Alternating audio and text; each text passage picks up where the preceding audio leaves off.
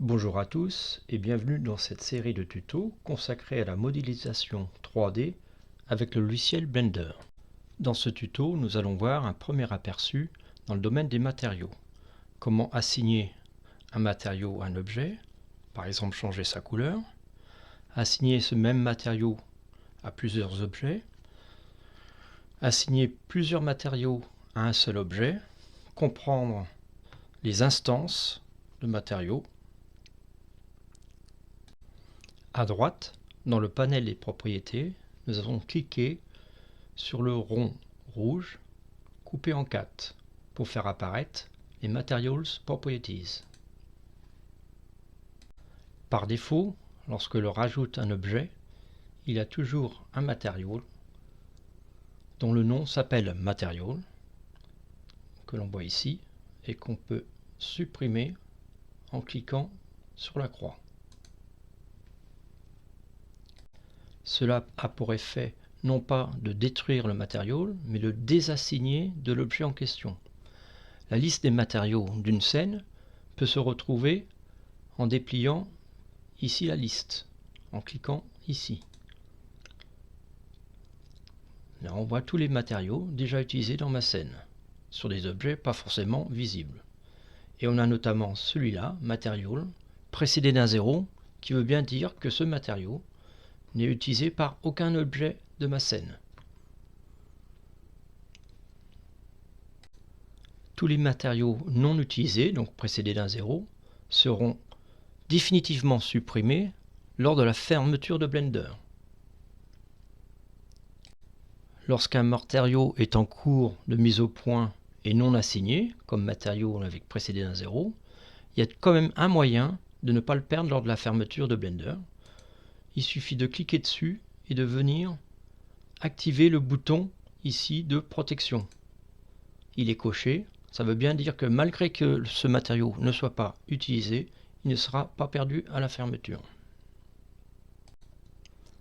Attention de ne pas confondre la liste qui apparaît ici, qui est la liste de tous les matériaux utilisés dans notre scène, alors que au-dessus, nous avons ici la liste des matériaux utilisés pour l'objet sélectionné en question. C'est ce qu'on appelle les slots ou les instances de matériaux. Ici, j'ai cliqué sur New pour créer un nouveau matériau. Par défaut, voici le nom donné par Blender, Material.002. Je vous conseille fortement de donner des noms explicites à vos matériaux pour vous y retrouver dans votre scène. Ici, je vais l'appeler mat-rouge par exemple, car c'est un matériau qui va donner la couleur rouge à mon cube. En dessous, on aperçoit une série de paramètres. Pas toujours facile à utiliser, on verra plus tard qu'il y a un autre moyen de mettre au point ce paramétrage. Cela se fait via une fenêtre de Shader Editor qu'on verra plus tard. Pour l'instant, on reste dans le basique. On va donc donner une couleur rouge à notre cube. Pour ceci, assurez-vous que vous n'êtes pas en mode solide au niveau du Viewport Shading, car ce mode-là n'utilise pas les matériaux. Donc utilisez le bouton d'à côté qui est bien le Material Preview et qui permet de voir l'évolution de notre paramétrage. Par exemple, le Base Color, si je clique, qui est en blanc actuellement ici, si je clique dessus, cela a pour effet de faire apparaître une roue de couleur. Je peux déplacer le point pour mettre au point la couleur désirée. Un autre moyen de voir ce que donnent les différents paramétrages, le changement de paramétrage, c'est d'utiliser le preview ici. Je déploie cette fenêtre-là. Cela a pour effet de faire apparaître un objet de la forme que l'on veut. Ça peut être un plan, une sphère, un cube, des cheveux, un objet un peu plus compliqué, un objet de type vêtement avec beaucoup de plis et un objet de type fluide. Dans un premier temps, le plus simple, c'est peut-être de rester avec une sphère et faire attention de ne pas trop agrandir cette fenêtre qui fait prendre beaucoup de ressources au PC et qui peut le ralentir. Dans cette fenêtre, on est bien en mode rendu, c'est-à-dire avec tout ce qui est réfraction et réflexion de la lumière. C'est pour ça que ça prend beaucoup de ressources. Maintenant que ce matériau mat rouge existe, je vais l'assigner à un autre objet. Je vais commencer par décaler mon cube, rajouter par exemple une sphère qui a par défaut aucun matériau. Pour lui assigner donc ce matériau mat rouge, on fait apparaître la liste des matériaux et on clique sur le matériau en question. On voit par cette occasion que la sphère est faite de multiples petites faces que l'on peut éliminer en utilisant le clic droit sur l'objet et qui fait apparaître un menu contextuel avec notamment le shade smooth et le shade flat. Shade flat, c'est en fait l'apparence qu'il y a actuellement de notre maillage. Si je passe en shade smooth, ça pourra faire de lisser, d'arrondir et de rendre plus jolie cette sphère. Nous avons donc maintenant le matériau mat rouge qui est assigné à deux objets. On retrouve le nombre d'objets assignés à un matériau avec le chiffre qui est ici. Et bien évidemment, si je change ce matériau en le rendant un peu plus foncé, on est d'accord que cela change tous les objets qui ont ce matériau d'assigné.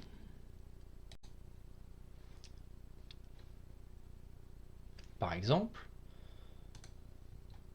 je peux carrément changer de couleur, changer la brillance, tous les paramétrages possibles.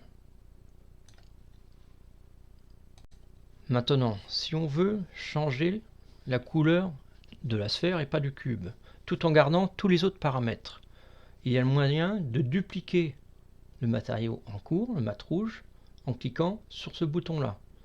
Je duplique le matériau.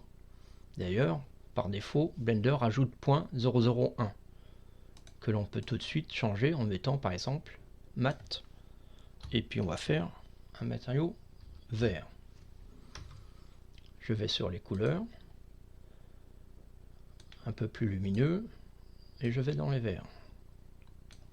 Et on voit bien que uniquement la sphère a changé. Si je clique sur mon cube, il a gardé le mat rouge et la sphère a le mat vert. Maintenant, voyons comment assigner plusieurs matériaux à un même objet. Je vais utiliser le cube pour ceci. Je déplace ma sphère et je ramène le cube ici. Pour l'instant, un seul matériau, mat rouge, sur l'ensemble de l'objet. Nous allons colorer en vert les faces verticales de notre cube. Pour ceci, il faut utiliser la liste des slots, des instances de matériaux de notre cube. Donc, le mat rouge, je le garde pour la face du dessus et d'en dessous, et j'en rajoute une avec le plus ici. Voilà, un slot qui est disponible, et je l'affecte avec le matériau en question pour les futures faces.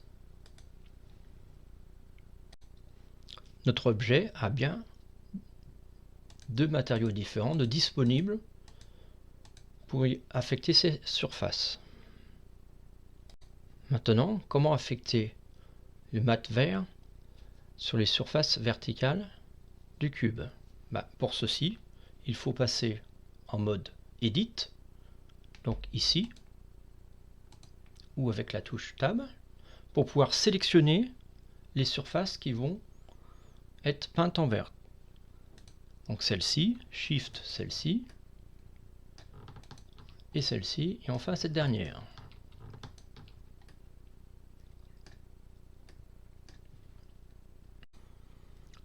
Lorsqu'on est en mode Edit, on s'aperçoit que trois nouveaux boutons sont apparus dans notre fenêtre des propriétés de matériaux, et notamment le premier, le bouton Assign.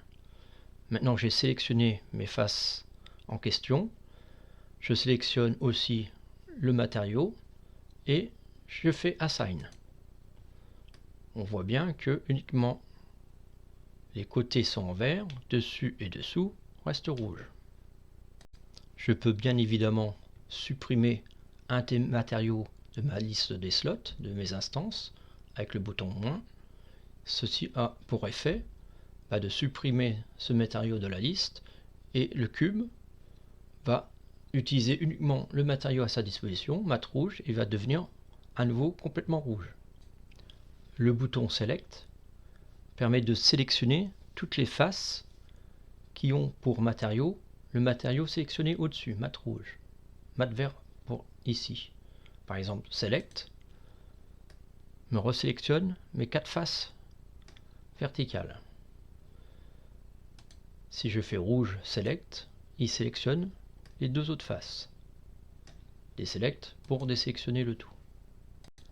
Un dernier point, lors d'opérations en mode Edit sur notre objet, Extrude, Insert, etc., le matériau va suivre l'extension. Par exemple, si je sélectionne la surface d'en haut, je fais un Insert, puis un Extrude. Cette nouvelle partie de mon objet est bien assignée à mat rouge comme la surface dont il est issu.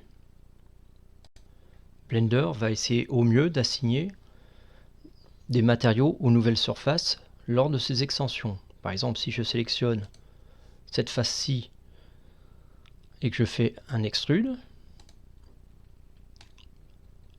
on voit que les parties qui étaient jointes à des parties vertes restent vertes, alors que le dessus a gardé la couleur rouge. Nous allons voir maintenant 2 autres propriétés au niveau des matériaux. Le côté métallique de l'objet et le côté ruggedness, rugosité. Et on va voir la combinaison de ces 2 propriétés. Pour cela, j'ai préparé un certain nombre de sphères de couleur blanche, base color reste blanc, mais avec plus ou moins un côté métallique et plus ou moins de rugosité. La première ligne, le côté métallique reste à 1, c'est-à-dire le maximum de métal dans l'objet. La deuxième ligne, pas du tout de métal. Et au niveau des colonnes de ces 2 lignes-là, on va de 1 à 0 et on fait changer la rugosité, le ruggedness. Et la dernière ligne, je ne fais varier que le côté métallique, il n'y a pas du tout de rugosité. La rugosité reste à 0. Voici ce que ça donne. On s'aperçoit, si on regarde la dernière ligne, où on a joué qu'avec le côté métallique, que plus on s'approche de 1, plus l'effet est un effet de miroir par rapport à l'environnement. Par défaut, on voit que Blender nous positionne notre objet dans une sorte de forêt. On voit des arbres qui se reflètent. Et bien sûr, si je diminue, par exemple, à mettre 0 dans métallique, il n'y a plus du tout de reflet de l'environnement. Si je suis vers 0,6, métallique 0,6, on aperçoit un petit peu l'environnement. La ligne au-dessus, on ne joue pas du tout avec le côté métallique de l'objet, mais avec la rugosité. Et on s'aperçoit que plus il y a de rugosité, par exemple complètement à 1, au maximum, il n'y a plus du tout de reflet. Par contre, si on est à rugosité ici à 0, il y a un petit peu de reflet de la lumière ambiante. La première ligne est une combinaison des 2 paramètres métallique ruggedness. J'ai par exemple laissé métallique à 1 et j'ai joué sur la ruggedness. Donc on va du complètement mat sans reflet d'environnement, à quelque chose de très brillant, presque comme un miroir, et sans rugosité. C'est la fin de cette vidéo.